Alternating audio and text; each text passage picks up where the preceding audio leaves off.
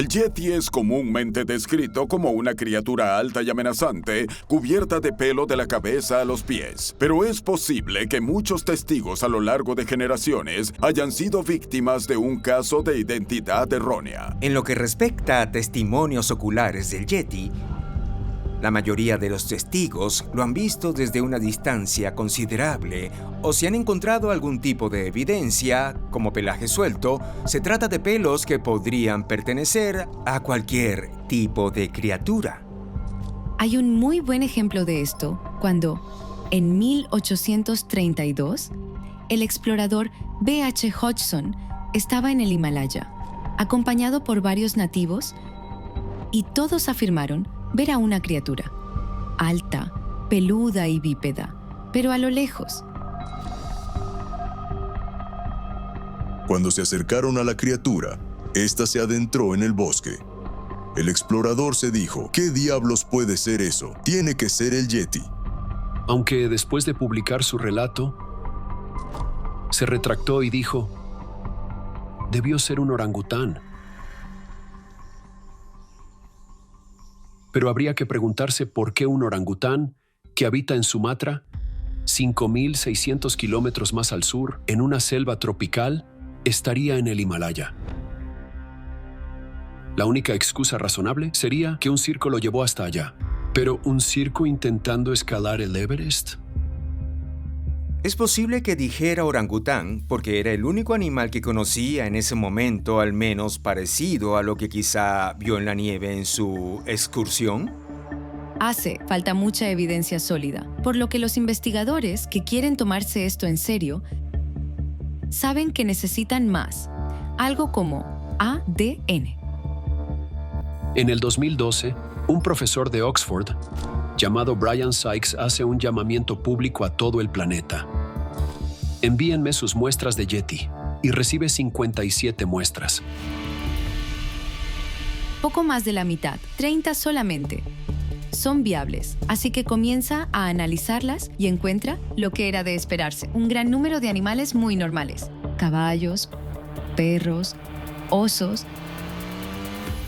Pero dos de las muestras destacan de entre las demás.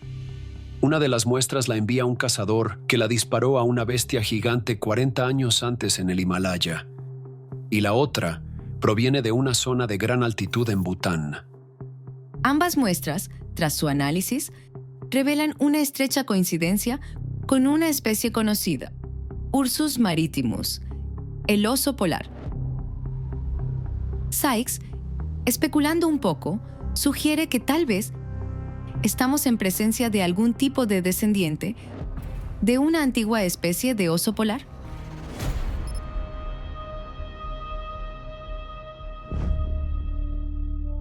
Algunos investigadores se atreven a decir que, tal vez, el oso polar hallado en estas muestras podría ser una subespecie del oso polar llamada Ursus maritimus tyrannus. El Ursus tyrannus era un monstruo de oso. Sobre sus patas traseras medía hasta 3,60 m y podía pesar más de 1 tonelada. El Ursus tyrannus se extinguió hace unos 40.000 años, pero algunos hablan de la posibilidad de que el Ursus tyrannus se cruzara con otros osos de la región durante infinidad de años y creara una nueva especie. El oso polar tiene muchas características que lo convierte en buen candidato para ser el Yeti. Para empezar, está adaptado a la perfección a climas increíblemente fríos. Es una criatura que vive su vida en condiciones en las que el ser humano no puede sobrevivir. Y además, es muy solitario. Por lo general, recorren cientos de kilómetros solos en busca de alimento. Por lo tanto, si alguien se topara con esta figura solitaria vagando por parajes nevados, un ser imperturbable, es posible y seguramente que se pueda confundir a esa especie de oso con el famoso Yeti en la distancia. El hecho de que los osos caminan sobre 4 patas haría pensar que no hay forma de confundirlos con el Yeti. Pero pensemos en las huellas de los osos. La huella de la pata delantera se combina con la trasera, formando una sola huella grande que podría parecerse a la huella bípeda del Yeti. Pero cuando las dos muestras clave de aquel estudio vuelven a analizarse, surge un problema. Dos biólogos moleculares de forma independiente examinan los resultados de Sykes y sostienen que las muestras de la que extrajo el ADN estaban dañadas. El ADN es muy frágil. Si una muestra no se logra conservar a la temperatura y humedad adecuadas, se descompone de una manera ridículamente rápida.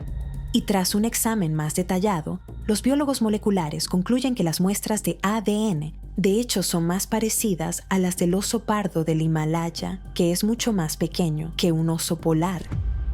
Pero el propio Sykes defiende su interpretación de ese posible descendiente del Ursus tyrannus.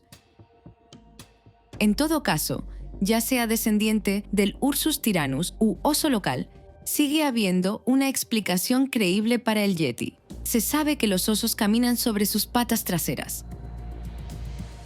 Aún podría tratarse de osos que dejan estas huellas. La cordillera del Himalaya se extiende a lo largo de más de 2.400 kilómetros a través de 5 países. En cualquiera de ellos podría estar la respuesta que al fin resuelva el misterio del Yeti. Pero algunos investigadores creen que las pistas más llamativas provienen de China. Ya en torno al año 300 a.C., aparece uno de los relatos originales en un diccionario chino que menciona a ciertos salvajes con rostro humano y cuerpo de bestia. En el siglo XVI, durante la dinastía Ming, un naturalista llamado Li Shizhen describe bien diferentes tipos de salvajes presentes en toda China. Tengamos en cuenta que China es un país sumamente grande y que en cada región montañosa diferente comienza a haber un tipo de leyenda propia sobre los salvajes. Con el paso de los años, las leyendas chinas se fusionan y forman una historia, una mitología, una sola leyenda, producto del folclore, y la criatura pasa a ser conocida como el Yeren.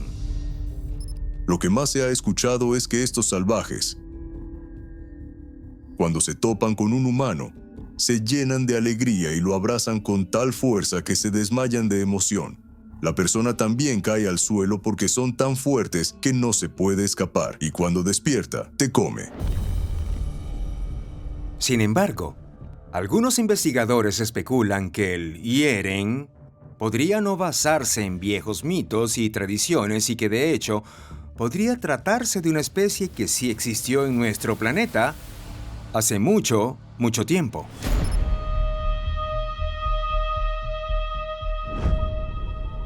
El nombre Yeren proviene de la región de Shennongjia, en China, donde en 1555 un periódico local informó de unos salvajes que vivían en el bosque a las afueras de la ciudad y que venían a robar perros y gallinas para comérselos.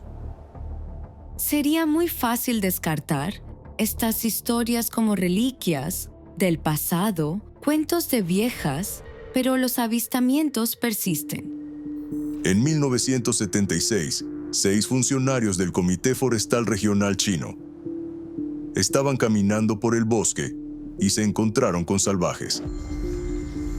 Se acercaron a unos cuantos metros de ellos y los describieron como altos, cubiertos de pelo y con rasgos faciales, que eran una mezcla de humano y simio. En el 2007, unos turistas en la región de Shennongjia aseguraron ver 2 figuras grandes, cubiertas de pelo, y que, cuando intentaron acercarse, los individuos huyeron al bosque. Regresaron, esta vez con guardabosques, juntos queriendo averiguar a dónde habían ido las criaturas, y encontraron ramas rotas, algunas huellas e incluso fruta a medio comer. Es difícil que 2000 años de testimonios y testigos no sean más que errores de percepción. Pero, entonces, ¿qué está pasando aquí?